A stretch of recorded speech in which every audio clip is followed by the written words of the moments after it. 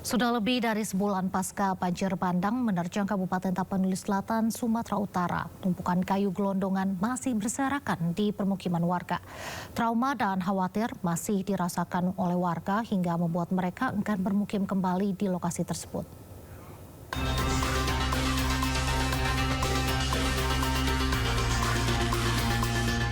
Beginilah kondisi dusun Taman Sari, Desa Hapesong Baru, Kecamatan Batang Toru, Kabupaten Tapanuli Selatan, Sumatera Utara, Sabtu siang. Kawasan yang dulu dihuni 43 kepala keluarga kini menjadi kampung mati. Puluhan rumah di kawasan ini porak-poranda tersapu kayu gelondongan dan lumpur yang terbawa banjir bandang akibat meluapnya Sungai Batang Toru November 2025 lalu. Kini, material banjir bandang tersebut masih terlihat jelas dan belum kunjung dievakuasi. Terkait hal tersebut, sekarang warga pun enggan tinggal di lokasi itu karena trauma dan khawatir dengan keselamatannya. Mereka memilih mengungsi di lokasi lebih aman, meski sesekali masih mendatangi rumahnya yang rusak untuk mencari harta benda yang bisa diselamatkan. Yang akan datang kan kita nggak tahu. Udah trauma ya Bang? Udah trauma lah, trauma. Maksudnya nengok air kayak gitu, tengoklah.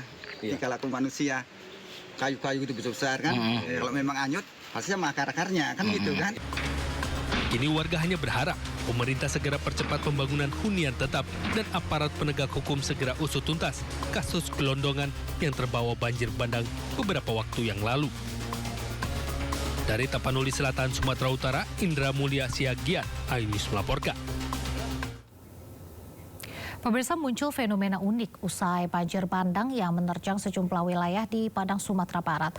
Sungai Ujung Tanah di Kecamatan Lubuk Pegalung yang tadinya kotor mendadak jernih dan menjadi tempat wisata dadakan.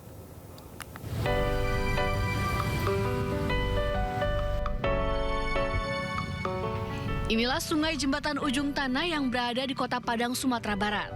Sungai yang sebelumnya tak pernah disinggahi warga kini mendadak ramai pengunjung. Usai bencana banjir bandang yang menerjang sejumlah kawasan Kota Padang, sungai ini justru menjadi lebih bersih. Banjir yang membawa endapan sedimen pasir dalam jumlah besar menumpuk di sepanjang aliran sungai, membentuk hamparan pasir seperti pantai alami. Pemandangan ini pun menjadi tempat wisata baru bagi warga sekitar.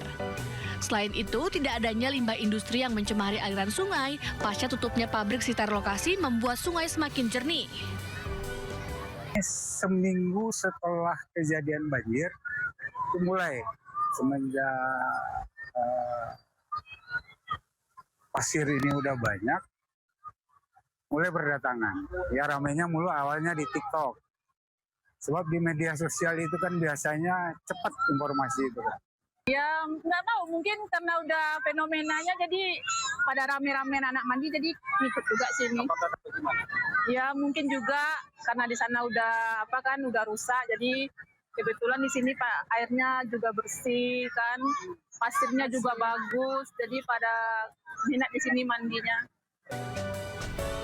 Lokasi wisata dadakan ini dapat dinikmati warga secara gratis.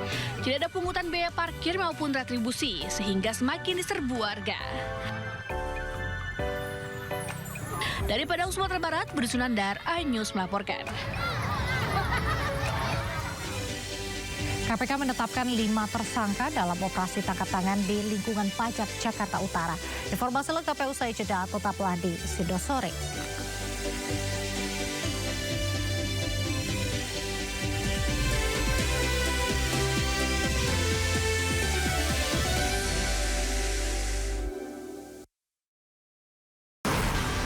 Sumber berita aktual. Masih berpeluang lolos ke Piala Dunia. 100 orang terluka dalam serangan udara Israel. Ibu kota Nusantara IKN merupakan langkah strategis.